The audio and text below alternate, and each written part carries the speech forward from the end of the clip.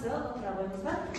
Сабағымызды бастайық. Сонымен сабағымызды бастау үшін біз болжау әдісін қолданып көрейік. Болжау әдісінде бүгінгі сабағымыз кім туралы, қандай шығармамен танысамыз, не туралы екенін анықтау үшін болжау әдісін қолданып, тақтаға назар аударып көрейік. Кім туралы болуы мүмкін? Қалай ойлайсыздар? Ойланып көріңіздерші. Бізде мына екі суретте бұрынғы және қазіргі қыздың суреті тұр. Яғни менің ойымша біз қазір сабақта салыстыратын секілдіміз бұрынғы қазақ қызы мен қазіргі қазақ қызын. Жақсы. Тағы да кім Арайлым? Сіз қалай ойлайсыз? Менің ойымша бұл жерде яғни шам белгіленген. Біз бұл сабақта жаңа ақпаратпен танысамыз. Біз бұл жерде Жүсіпбек Аймауытовтың Ақбілек романы, яғни Ақбілек кітабын көріп тұрмыз. Яғни біз бұл сабақта сол Жүсіпбек Аймауытовтың Ақбілек романымен танысуымыз мүмкін. Себебі бұл жерде жаңа айтып өткендей қазақ қыздары бейнеленгендіктен тікелей осы романмен байланысты деп ойлаймын. Сонымен болжау әдісінде біз айтқандай, бүгінгі сабағымыздың тақырыбы Жүсіпбек Аймауытов Ақбілек романымен танысатын боламыз. Жаңа сабағымызда біз өткенде әр сабағымыз сайын төңкерілген оқыту әдісін пайдаланамыз. Төңкерілген оқыту әдісі, яғни сіздерге алдында осы тақырып берілген, оқып келуге, және де ақылдарыңызда силлабустар бар, сол жерден де сіздер тың мәліметтерді анықтап, осы Ақбілек романымен танысты деген ойдамын. Бүгінгі біздің сабағымыздың мақсаты әдеби шығарманың сюжеттік композициялық құрылысын талдай отырып, идеялық мазмұнын терең түсінетін боламыз. Енді әдебиет теориясына сабағымыздың басында тоқталып өтейік. Әдебиет теориясы бізге роман дегеніміз не? Біз бұған дейін де романмен танысқан болатынбыз. Осы романды тағы да есімізге түсіріп өтейікші. Роман дегеніміз не? Роман дегеніміз ол 14-12 ғасырларда дамыған, және де ол күрделі сюжетті, көркем сөзбен жазылған әдебиеттегі көркем эпикалық түрді роман деп атаймыз. Дұрыс айтасыз. Тағы да қосарларыңыз бар ма? Роман дегеніміз не? Қосарларыңыз бар ма? Аяулым? Роман дегеніміз басқа прозаларға қарағанда ұзағырақ болып келеді. Жақсы, ұзағырақ болып келеді. Енді сабағымызды ментиметр әдісін қолданып, QR-код арқылы топқа бөлінеді. Кәне, топқа бөлінеді.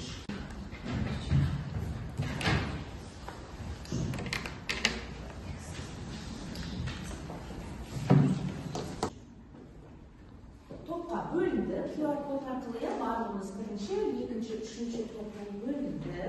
Енді осы топтардың басшылары болып, сіздер мына студенттерді мына топ арқылы бағалап отырасыздар. Мына топта біздің Меруерт басшы, Арайлым басшы болады мына жерде. Балаларды бағалап, балдарды қойып отырасыздар. Сіздердің бағалаған балдарыңызға мен де өзімнің бағалауымды қосып, балдарыңызды электрондық журналдан көретін боласыздар. Сонымен топқа бөлдік. Енді біз сабағымызды бастамас бұрын, біз бүгін сабағымызда не білгіміз келеді? Сол туралы кір билетін толтырып өтсек. Кір билетінде сіз бүгін не білгіңіз келеді деген өз ойларыңызды, сұрақтарыңызды жазсаңыздар кір билетіне. Содан кейін біз сол бойынша сабағымызды ары қарай жалғастырып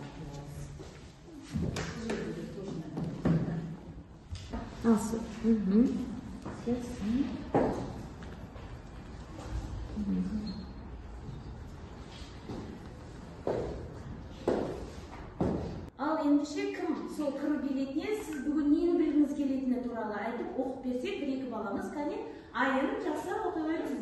Мен бүгінгі сабақта Ақбілек романын оқи отыра, сол кездегі әйел тағдырын білгім келеді. Жақсы, тағы да кім? Айым? Кіру билетіне жазғаным Ақбілек романын қалай өтпейтінін білгім келеді. Жақсы, міне, сонымен біз кіру билет арқылы біздің бүгін не білгіміз келетіні туралы жаздық, айтып өттік. Енді ары қарай біз осы сабағымыздың мақсатын шығармаға композициялық талдау арқылы біз идеясын анықтаймыз деген болатынбыз. Олай болатын болса, шығармаға композициялық талдау жасайық. Оқиғаның басталуы, оның байланысы, дамуы, шиеленісуін талқылап өтейік. Қалай ойлайсыздар? Оқиға неден басталды? Кім айтады? Айнұр? Мамырбайдың ауылына бандылардың шабуылдауы. Оқиға байланысы немен болды? Динара немен байланысты отырған? Бізде орыс офицері, яғни Қарамұрттың ақбілекті алып қашуы. Келісесіздер ме? Байланысы. Ал дамуы ше? Дамуы қалай жалғасты? Диана? Дамуына келетін болсақ, Қарамұрттың соғысқа кетіп ақбілектің өз ауылына қайтуы. Жақсы, рахмет. Келесі шиеленісуі. Динара? Нәтижелеріңізге жазып отырамыз, иә балалар? Шиеленісуі ол ақбілектің аяғы ауыр болып қалып, Ерасылды. Келісесіздер ме? Композициялық талдау жасадық. Енді ары қарай сабағымызды жалғастыру үшін сюжеттік композициялық құрылысын талдап өтейік. Сонымен оқиғаның басталуы, патша әскерінің маңы және де ақбілекті ақ солдаттардың алып қашуы. Сонымен басталды емес пе? Өзіміз білеміз ғой, иә? Енді осы оқиғаның ары қарай байланысы немен болды? Кәне кім айтады оқиғаның байланысы? Аяғым кәне айтыңызшы. Жау қолына мазаққа ұшыраған қазақ қызы Қарамұрт офицердің әйел қылып алуы. Әйел қылып ұстауы, иә? Дұрыс айтасыз. Ал оқиғаның дамуы сюжеттік құрылысында Меруерт. Оқиғаның дамуы ақбілектің бостандыққа ұмтылуы және де ел бетін көре алмай қиналуы. Ел бетін көре алмай қиналуы, иә? Ал оқиғаның шиеленісуі. Әкесінің ақбілектен қашқақтауы, кәпірдің қолына түсіп, қатын болған деген ауыр сөз айтуы ақбілекке. Дұрыс айтасыз. Ал оқиғаның шарттау шегі ше, қыздар? Кім айтады? Оқиғаның шарттау шегі? Шарттау шегі ақбілектің аттастырған күйеуінің уайымы ел көзіне көріне алмай күлкі болудың, ауылдағы адамдардан жаман сөз естімек. Ауылдан безген ақбілек, оның ешбір жақтырмайды, барлығы безерді сөз етті. Осы оқиғаның шарттау шегі суымен байланысқан. Ал оқиғаның шешімі ше? Ең соңында біздің ақбілекіміз, біздің романның кейіпкері бақытты бола ма? Ең шешімі қалай болады? Арай. Оқиғаның аяқталуы, біздің ақбілек ол қалаға барып көзін ашып оқыған қыз болып өміріндегі өзінің жарын кездестіреді, яғни Балташпен бақытты өмір сүреді. Дұрыс айтасыз. Сонымен бізде оқиғаның шешімі ақбілек өз бақытын тауып, білім жолына түсіп, өз бақытын табады. Енді композициялық талдауды жасадық. Енді ары қарай құрылысына қарай талдау үшін біз креативті матрица әдісін қолданып, шығармамызды әрмен қарай талдау өтейік. Шығармадағы көтерілген негізгі мәселелер қандай мәселелер деп ойлайсыздар? Ол жерде кейіпкерлер қандай және шешу жолы қандай? Міне креативті матрицаны қостай жатқанымыз кім айтады? Кәне, шығармадағы көтерілген мәселелер негізгі. Зарина? Біздегі шығармадағы негізгі көтерілген мәселе ол әйел теңсіздігі деп айтсақ болады. Бұл жердегі басты кейіпкер ол ақбілек. Ақбілек сол замандағы әйел теңсіздігінің ортасына түсіп, оның тағдыры талқыланды. Бұл жердегі шешу жолы әйелдерді тең ұстап, оларды кемсітіп төмендетуге болмайды деп ойлаймын. Жақсы, рахмет. Зарина, келесі тағы да қандай негізгі мәселелер қозғалды бұл шығармада? Арайлым? Бұл жерде ақбілектің атастырылған күйеуі Бекболаттың ақбілекті әйел қылып алмауы, яғни оны менсінбеуі. Ал бұл жерде кейіпкерлер ол ақбілек пен Бекболат болып табылады. Ал шығарманың шешу жолы сол кезде егерде Бекболат ақбілектен бас тартпай, керісінше ақбілекке үйленетін болса, онда бұл шығарманың шешу жолы болып табылады. Рахмет. Тағы да айтарымыз бар ма? Тағы да шығармада көтерілген негізгі мәселе. Меруерт? Шығармада көтерілген негізгі мәселелерге жаңағы Қарамұрттың ақбілекті алып кетуін жатқызуымызға болады. Ол жердегі кейіпкер бізде Қарамұрт және де ақбілек болып табылады. Шешу жолына келетін болсақ, жаңағы Мұқаш сол кезде ақбілектің ағасының өршін алу үшін қарындасын қолданбағанда, сол кезде барлығы бұндай шиеленіс болмас еді деп есептеймін. Келесі біздің маусыма ол мультимедиа арқылы сұрақтарға жауап беріп көреміз. Біздегі бірінші сұрақ романдағы басты кейіпкерлерді атаңыз дейді. Тағым айтады. Арай, Қарай, қандай басты кейіпкерлер? шығармадағы басты кейіпкері Ақбілек, Қарамұрат, Ақбілектің әкесі және Балташ болып саналады. Тағы да кейіпкерлер бар. Кімді атамай қалды? Әкесі Махаббат және де жеңгесі Ойпия және де ұлы Ескендір болып табылады. Дұрыс айтасыз. Келесі. Қалай ойлайсыз? Неліктен автор романның атын Ақбілек деп алды? Қалай ойлайсыздар? Айтады. Қалай ойлайсыздар? Себебі Ақбілек романының өзінде Ақбілектің тағдыры жайлы айтып тұрғаннан кейін кітаптың өзі Ақбілек деп аталып тұр. Қосаңыз бар Автор неліктен Ақбілек деп атады? Себебі Жүсіпбек Аймауытовтың көптеген романдарында қарайтын болса, сол басты кейіпкердің атымен аталған, сондықтан да бұл жерде романның атын сол басты кейіпкер Ақбілектің атымен атаған. келесі тапсырма бізге жеке жұмыс Ақбілектің өз бақытын табу жолындағы күресіне қандай баға бересіз атты 1 минуттық эссе жазайық. Ал бастаймыз. 1 минуттық эссе. Ақбілек өз бақытын қалай тапты, қандай күрес жолына түсті. Міне сол туралы эссе жазамыз. Ал 1 минуттық эссеміз сонымен аяқталды. Кәне, кім оқығысы келеді осы эссесін? Ал Ашуа, бастаңыз. Ал сонымен біздің 1 минуттық эссеміз аяқталды. Қаламдарымызды қоямыз.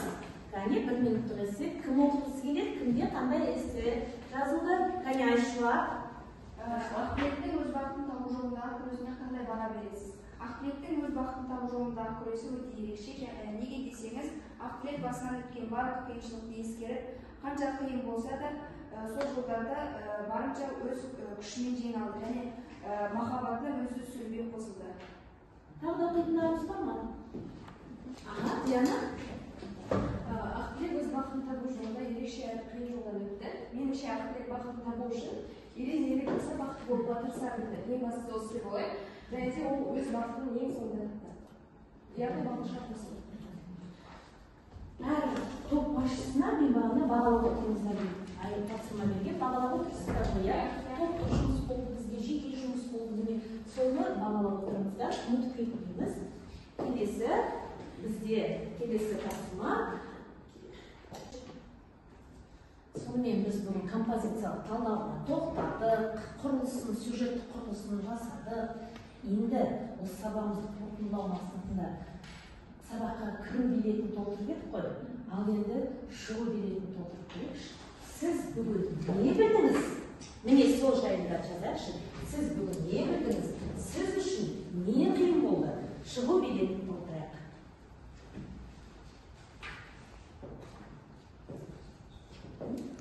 Шанель, оқып беріңізші, сіз бүгін не білдіңіз?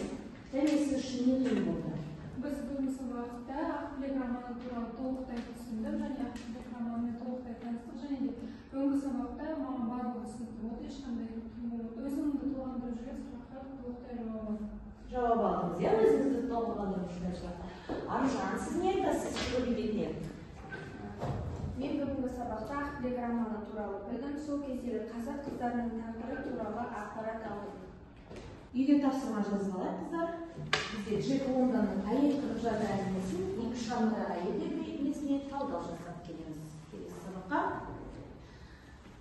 жазып алайық. Сабағымыздың эпиграфы естеріңізде болса, басында біз сабақтың Ахмет Игоревтің бақыт жолы біліммен табылады деген эпиграфты алған болатынбыз. Және де сол эпиграфқа сабағымыздың соңында қайтып ораламыз дегенбіз. Қалай ойлайсыздар? Енді сіздерге кішкене түсінікті болды ма? Не себепті біз осы эпиграфты алдық? Не мағына береді? Арайлым, қалай ойлайсыз? Өз ойыңыз. Менің ойымша, бұл тікелей Ақбілекке қатысты деп ойлаймын. Себебі бұл жерде Ақбілек ол қалаға барып, өз сауатын ашып, білім арқылы, білім жолында өзінің бақыты Балташпен танысады. Осылай білім жолында өзінің бақытын тапты.